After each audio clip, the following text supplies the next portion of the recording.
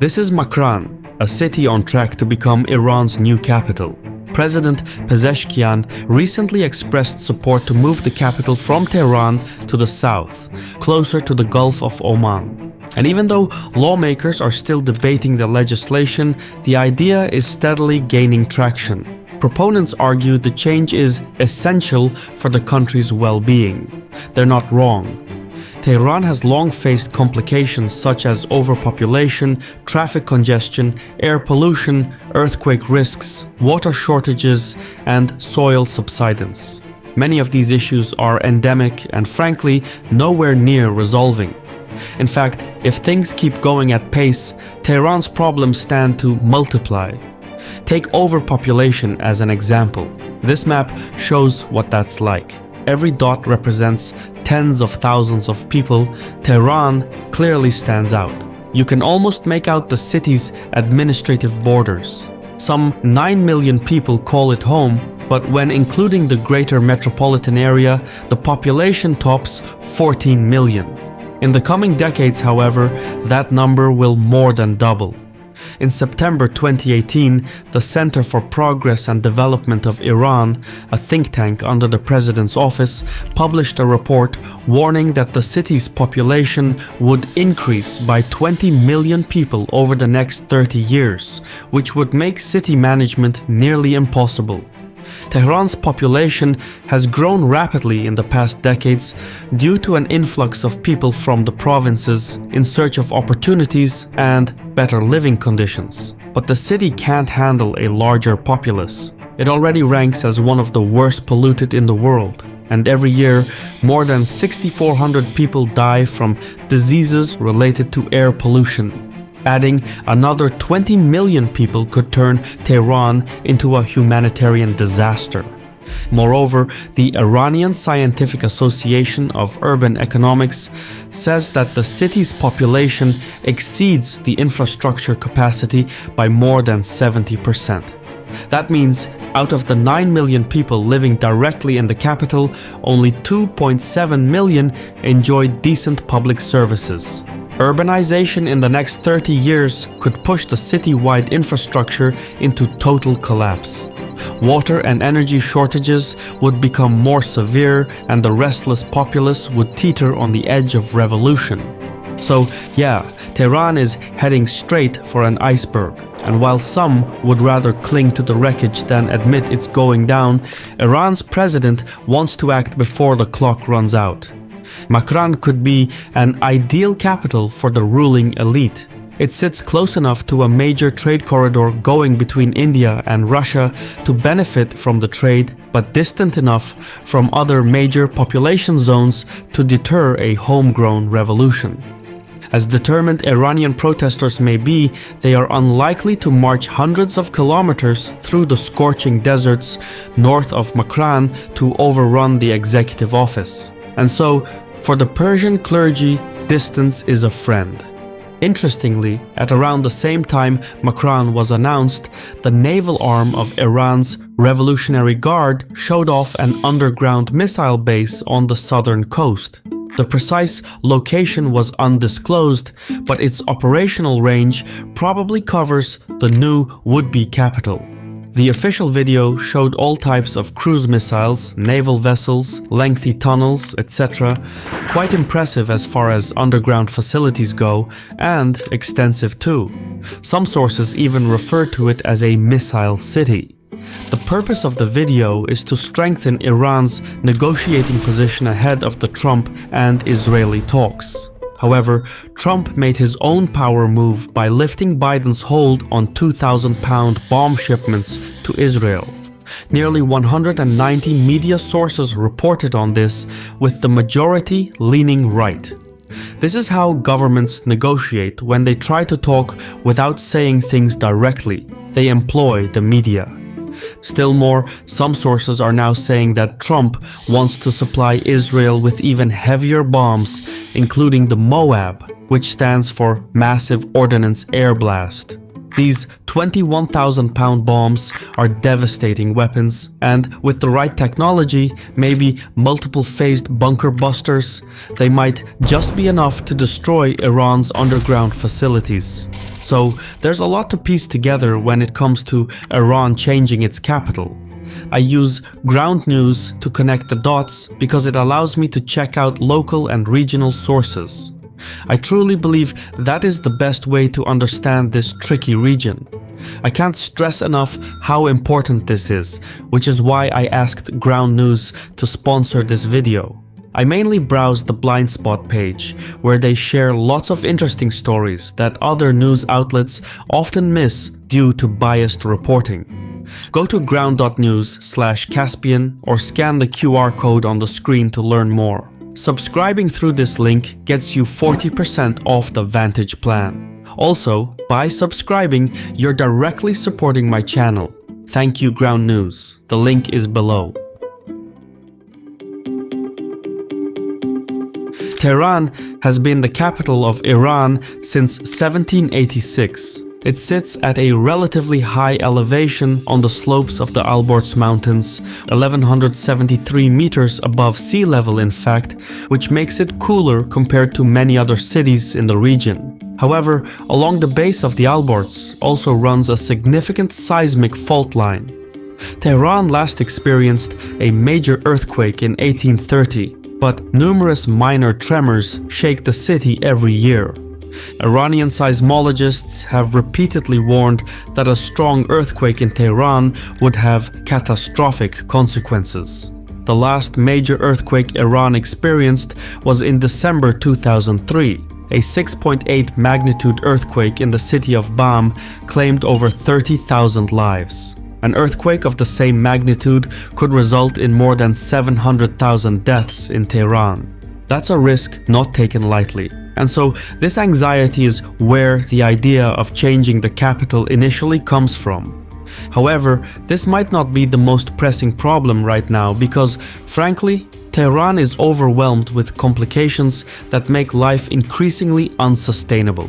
So much so that the Iranian president believes Tehran's problems are irreparable and that the only solution is to relocate the capital elsewhere. That new capital has not yet been designated, but Makran by the Persian Gulf is the top contender. Once it's official and a decision has been made, the relocation bill would then need to be passed by Parliament and approved by the Guardian Council, which is the body responsible for ensuring that all parliamentary decisions comply with the Constitution. Following that, and in due course, all government institutions and business conglomerates would relocate to the new capital, after which the residents of Tehran would be given the option to move there too. Proponents say the change would ease the burden on Tehran and create conditions for socio-economic development in other provinces and cities. However, relocating the capital would cost tens of billions of dollars and take up to 25 years. Official estimates put the costs at $10 billion, but that could easily swell to $50 billion if it includes factors such as urban planning, land acquisition, and infrastructure construction. The venture would also take place amid declining oil revenues and Western sanctions, which have depleted Iran's national treasury and limited funds for long-term development. So, yeah, the plan has plenty of shortcomings. But there is one thing that does make sense and could justify changing the capital. Makran isn't yet official. However, Pezeshkian suggested as much when he said that the country's logistics and product processing were poorly organized and that it was inconceivable to develop the economy in the long term. Product processing in Iran indeed goes a counterproductive route. Most raw materials and resources are imported from across the sea and then shipped to Tehran, where they are turned into products before being sent back south for exporting. So, a manufacturing hub by the southern coast makes sense. If goods no longer required a round trip across Iran, productivity would rise, expenses would fall, and it would make it a whole lot easier to get things done. Plus, Tehran presently accounts for roughly 30% of Iran's total GDP. A bit of decentralization couldn't hurt. In fact, it would improve Iran's competitiveness. But moving industries and people is no easy task. The government can't simply tell residents to pack up and leave. So, the only way to get people and industries moving is by having the government lead by example. Moving Iran's economic and political gravity to the south, closer to the sea, could affect its interstate relations in a big way. Russia and India would be particularly affected. For added context, Moscow is working to bolster its trade along a vertical axis by ship, rail, and road. Key to this is the International North-South Transport Corridor. It links St. Petersburg to Mumbai via Iran and bypasses both Western and Chinese geopolitical spheres while doing so.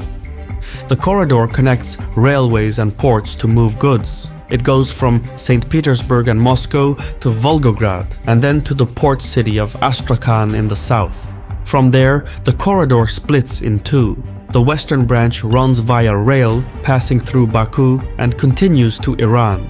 Meanwhile, the eastern branch is a maritime connection, going from Russia to Iran across the Caspian Sea. The parallel routes join at Bandar Anzali and move south until forking again near Zahedan. Both rail lines then move to anchor by the port cities of Bandar Abbas and Chabahar. From there, the routes cross the Arabian Sea and terminate at Mumbai. For Russia and Iran, engaging neutral states provides much-needed trade diversification away from Chinese economic hegemony and the Western Bloc that views them as pariah states. Moscow and Tehran, respectively, hold the gold and silver medals for the most sanctioned governments on the planet. So, the natural response of both has been to move closer to neutral states like India. For its part, New Delhi plans to boost its total trade value from $640 billion to $2 trillion by 2030, and the International North-South Transport Corridor is a means through which it can achieve its goals. However, it's not the only corridor in play. In September 2023, the United States and the European Union introduced the India-Middle East-Europe Economic Corridor. This one would link India to Europe by going through the Middle East. It's made up of a multimodal network of rail and port connections. The corridor would transport cargo through the UAE, Saudi Arabia, Jordan, and Israel before arriving in the ports of southern Europe. However, the Gaza conflict has all but invalidated the India-Middle East Economic Corridor since it tries to involve both Israel and Saudi Arabia in the same route. India is thus left with only one feasible option, and Iran is trying to sweeten the International North-South Transport Corridor by moving its capital closer to the corridor's exchange point at Chabahar port. The would-be capital, Makran, sits a stone's throw away from here. So, from a geo-economic lens, it makes sense to move manufacturing from Tehran to Makran. That's still a confident move, maybe a bit too confident. Sitting by the sea would place Makran well within range of hostile forces. The US Navy's Fifth Fleet dominates the nearby waters. Admittedly, relations between Iran and America will not remain strained forever, and commerce will eventually flow throughout the region. However, under the current security circumstances, a capital city on the fringes of Iran does not make political sense, even if it does make economic sense. So if Makran doesn't make political sense, why is the government determined to build it? The idea of moving the capital is not new. It emerged even before the Islamic Revolution of 1979, but gained traction in the 1990s due to worsening traffic congestion, chronic air pollution, and the risk of earthquakes. In 1991, Iran's Supreme National Security Council proposed a plan to relocate the capital, but it was ultimately shot down. Later, similar proposals were made between 2005 and 2013 during Ahmadinejad's presidency. Iranian lawmakers were encouraged by the successful relocations of capitals like from Istanbul to Ankara and from Karachi to Islamabad in neighboring Turkey and Pakistan. Some 52 Iranian members of parliament proposed a bill to move the capital. As a result, a special 15-member council was formed to explore alternatives to Tehran over 2 years, but a final decision to relocate the capital was never made. Still later, during the presidency of Rouhani, the relocation plan was revived, and, in fact, a plan for it was developed. Again, various cities were proposed at different times as alternatives to Tehran, including Isfahan, Shiraz, Mashhad, Qom, and Tabriz. However, Rouhani's political rivals rejected the plan, arguing that the government should invest in improving and developing Tehran instead. Now, it's brought up again by Pezeshkian. However, it remains unclear whether the call for relocation will gain the necessary political and public support. The debate has been going on for decades, which shows just how complicated it is to reach a consensus. This time, however, there is an unexpected turn. The top brass of the Islamic Revolutionary Guard Corps, or IRGC for short, supports changing the capital, but for reasons unrelated to Tehran's complications or even the commercial corridors in play. The IRGC is all about the survivability of the government, and seen from their lens, Tehran is a place teetering on the edge of revolution. Every few years, Tehran is rocked by mass anti-government protests. Iranians have many grievances against the government, and it usually takes just one incident to trigger public unrest. In 1999, protests erupted when the government closed a reformist newspaper. In 2009, alleged election fraud brought people into the streets. In 2017, inflation triggered nationwide protests. In 2019, a hike in fuel prices almost overthrew the government. And more recently, in 2022, the death of Mahsa Amini in morality police custody sparked even more revolutionary fervor. When you look at these events in a timeline, you'll notice that mass protests are happening more often.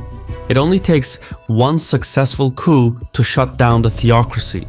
So the IRGC may believe it's better to relocate Iran's political power elsewhere.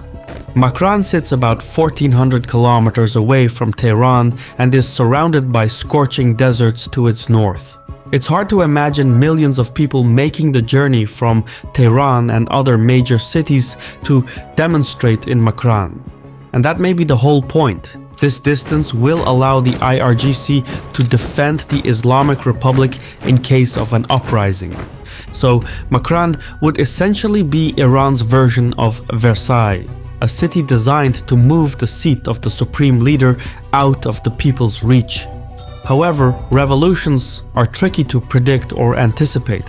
They travel faster than footsteps, and ideas can cross borders before bodies do. I've been your host Shirvan from Caspian Report.